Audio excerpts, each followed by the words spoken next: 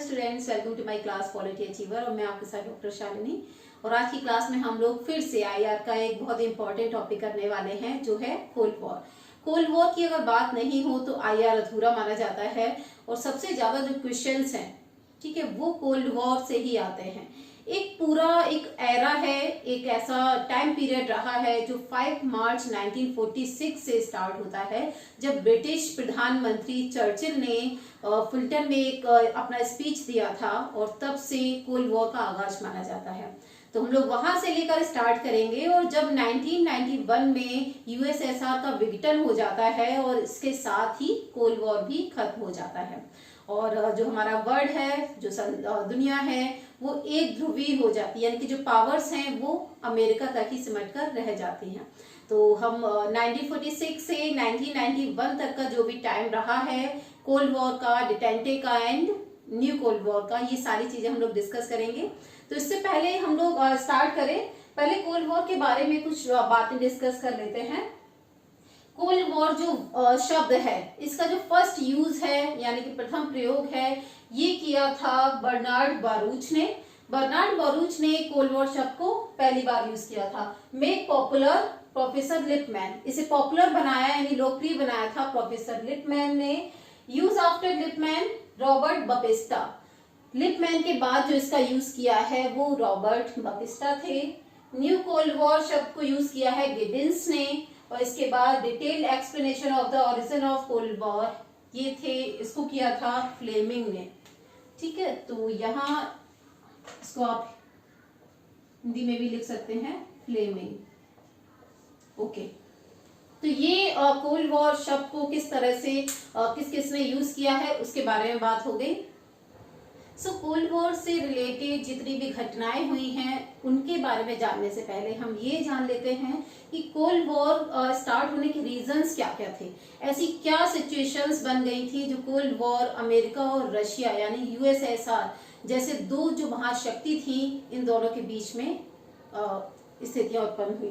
तो सबसे पहले हम बात करते हैं क्या क्या कॉजेस थे, हिस्टोरिकल कॉजेस क्या थे। हिस्टोरिकल कॉजेज में ये था कि जब सोवियत संघ एक साम्यवादी सरकार सोवियत संघ में स्थापित हो गई 1917 की बोल्शेविक क्रांति के बाद। बोल्शेविक क्रांति जो 1917 में हुई थी काफी फेमस रही है यूएसएसआर की। इसके बाद साम्यवादी जो कम्युनिस्ट की सरकार है वो वहां पर स्थापित हुई। इसको जो अदर कंट्रीज थे जैसे ब्रिटेन है और जो अमेरिका है, इन्होंने इसको मान्यता देने में काफी टाइम लगा दिया। ब्रिटेन ने 1924 में मान्यता दी और फिर संयुक्त राज्य अमेरिका जो था इसने 1933 में मान्यता दी है। काफी टाइम के बाद मान्यता दी और इनका हमेशा से यही कोशिश रही थी कि जो उस वक्त हिटलर थे, जर्मनी में हिटलर थे, वो रशिया के ऊपर अपना प्रेशर बनाए और रशिया में जो कम्युनिस्ट की सरकार है वो एक तरह से खत्म हो जाए। ठीक है, तो ये हिस्टोरिकल रीजंस थे। इसके बाद बात कर लेते हैं आइडियोलॉजिकल डिफरेंसेस क्या थे। दोनों की आइडियोलॉजी अलग अलग थी। अमेरिका जो कि पूंजीवादी देश था, इनका मतलब ये होता है कि पूंजीवादी जो कंट्रीज होते हैं वो ये चाहते हैं कि एक डेमोक्रेटिक गवर्नमेंट देश में बने। इसके साथ ही जो यूएसएसआर था, इसका ये मानना था कि कम्युनिस्ट की सरकार जो बनेगी, जो साम्यवादी सरकार होगी, इसमें जो श्रमिक वर्ग होगा उसकी सरकार होगी। यहाँ लोकतांत्रिक सरकार का कोई मतलब नहीं था और जो देश है वो एक दलीय शासन व्यवस्था को अपनाएगा। तो इस तरह की इनकी थिंकिंग थी। दोनों की आइडियोलॉजी में काफी डिफरेंसेस थे।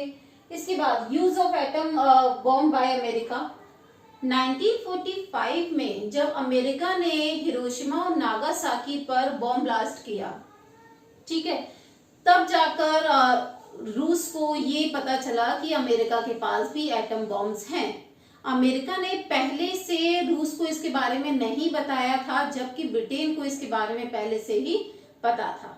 ठीक है, तो यहाँ पर स्टालिन को ये लगने लगा कि जो अमेरिका है वो नहीं चाहता है कि रूस परमाणु बम का प्रयोग करे या फिर उसकी परमाणु बम का आविष्कार करे। इस तरह की चीजें वो रूस से एक्सपेक्ट नहीं कर रहा था।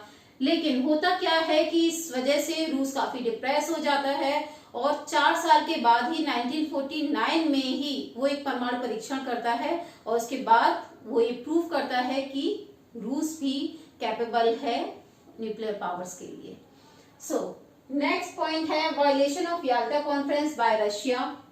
याल्टा कॉन्फ्रेंस में जब रूस, ब्रिटेन और अमेरिका, इन तीनों देशों के जो रिप्रेजेंटेटिव्स हैं, यानी चर्चिल, रूजवेल्ट और स्टालिन, ये तीनों मिले और यहाँ पर कुछ ऐसे कंट्रीज थे जिनको लेकर एग्रीमेंट हुआ, याल्टा कॉन्फ्रेंस हुआ, लेकिन कुछ टाइम के बाद ही रूस ने याल्टा कॉन्फ्रेंस को वायलेट करना, उसका उल्लंघन करना शुरू कर दिया। ठीक है, तो इस वजह से भी जो कोल्ड वॉर है वो भड़क उठा था।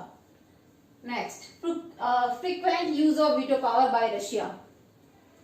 सेकेंड वर्ल्ड वॉर के बाद की बात हुई है, जब यूएनओ बनता है और सिक्योरिटी काउंसिल में जो 5 स्थायी सदस्य हैं उनमें से एक रूस भी था। ठीक है, तो यहाँ सबसे ज्यादा वीटो पावर्स का जो यूज है वो रशिया ने ही किया। जब भी अमेरिका कोई प्रपोजल रखता था तो रूस वीटो पावर का यूज कर लेता था। तो इस वजह से भी अमेरिका और रूस के बीच में सिचुएशंस जो थी वो काफी खराब होती चली गई। सो नेक्स्ट पॉइंट है Soviet pressure on Greece. Soviet संघ ने यूनान पर प्रेशर डालना शुरू किया। ऐसी स्थिति क्यों आई? जब सेकेंड वर्ल्ड वॉर के बाद ब्रिटेन की स्थिति काफी कमजोर पड़ने लगी थी, ब्रिटेन काफी हद तक कमजोर हो चुका था, तो उसने अपनी जो सेनाएं थी वो यूनान से वापस बुला ली, ग्रीस से वापस बुला ली। ठीक है, तो अब क्या हुआ, वहां कोई स्थायी सरकार नहीं थी, एक शक्ति शून्यता उस प्रदेश में बन चुकी थी और इस चीज का फायदा उठाकर सोवियत संघ ने अल्बानिया, यूगोस्लाविया और इनकी मदद से यूनान पर प्रेशर डालना शुरू कर दिया। ठीक है, इसके साथ ही टर्की के साथ भी उसने यही किया, टर्की पर भी अपना प्रेशर बनाना शुरू कर दिया कि वहां पर कम्युनिस्ट सरकार स्थापित हो जाए।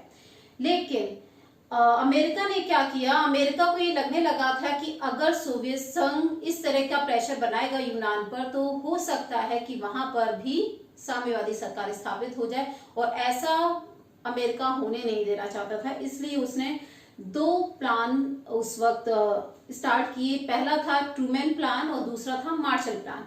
ट्रूमैन प्लान और मार्शल प्लान, ये दोनों ही प्लान जो थे वो ट्रूमैन प्लान जो था वो यूनान और टर्की की हेल्प करने के लिए था, उनको इकोनॉमिकली हेल्प करना था इसका मतलब। और मार्शल प्लान का मतलब ये था कि जो भी यूरोपियन कंट्रीज हैं उनको हेल्प किया जाए, उनको इकोनॉमिक हेल्प किया जाए और उनसे एक्सपेक्टेशंस की जाए कि आप साम्यवादी सरकार अपने प्रदेश में स्थापित नहीं होने देंगे। तो ये दोनों प्लान जो हैं इनको हम आगे डिस्कस करेंगे जब इंसिडेंट्स, हम लोग घटनाएं डिस्कस करेंगे शीत युद्ध की। सो आज के लिए हम लोग इतना ही रखते हैं। जो शीत युद्ध के कॉजेस हमने पढ़े हैं, शीत युद्ध के बारे में जो हमने बातें डिस्कस की हैं, जो इम्पोर्टेंट पॉइंट्स डिस्कस किए हैं, आई होप सो आपको क्लास पसंद आया होगा। सो अगर पसंद आया है तो अपकमिंग वीडियोस के लिए आप लाइक एंड सब्सक्राइब कर सकते हैं मेरे चैनल को।